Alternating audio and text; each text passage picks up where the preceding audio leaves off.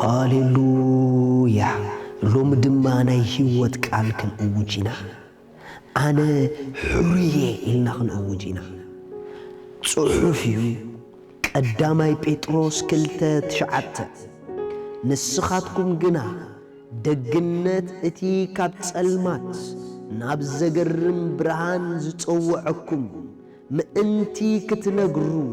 ሕሩይ ወለዶ ናይ መንግስቲ ክህነት ቅዱስ ህዝቢ ጥሪት ኣምላኽ ዝኾነ ህዝቢ ኢኹም። ሃሌሉያ ኣነ ሕሩይን ምሩፅን ብሉፅን ብኣምላኸይ ሕሩየ ኩሉ ብሉፅ ነገር ሕሩይ ከም ዝኸውን ኣነ ድማ ኣዝየ ብሉፅ ስለ ዝኾንኩ ብኣምላኸይ ሕሩይን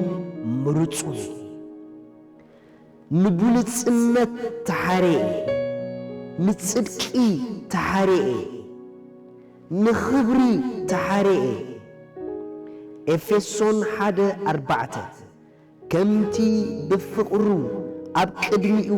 ቅዱሳንን መንቀብ ዘይብሎምን ምእንቲ ክንከውን ቅድሚ ምስራት ዓለም ብእኡ ዝሓረየና በቲ ፍቑር ብእኡ ዘጸገወና ንውዳሴ ክብሪ ጸግኡ ብፍታው ፍቓዱ ብኢየሱስ ክርስቶስ ንርእሱ ውሉድ ክንኮኖ ቀደም መደበና ኣብ ቅድሚ ኣምላኸይ ቅዱስን መንቀብ ዘይብለይን ክኸውን ተሓረየ ኣነ ኣዝየ ኣገዳሲ እየ ምኽንያቱ ብኣምላኸይ ሕሩይ እየ ብኣምላኸይ ምሩፅን ብሉፅን እየ ንኽሕረ ኣይጽዕርን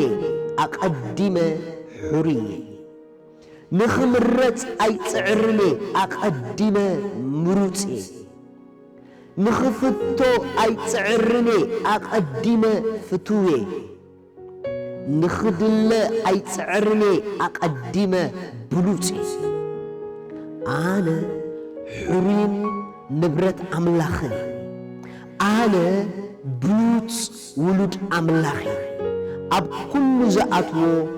ምሩፅ ኣብ ኩሉ ጊዜ ሕሩየ ኣነ ብዒንቲ እግዚኣብሔር ሕሩይን ብሉፅን ኣብ ኩሉ ጎደናይ ኣነ ምሩፅ አሜን።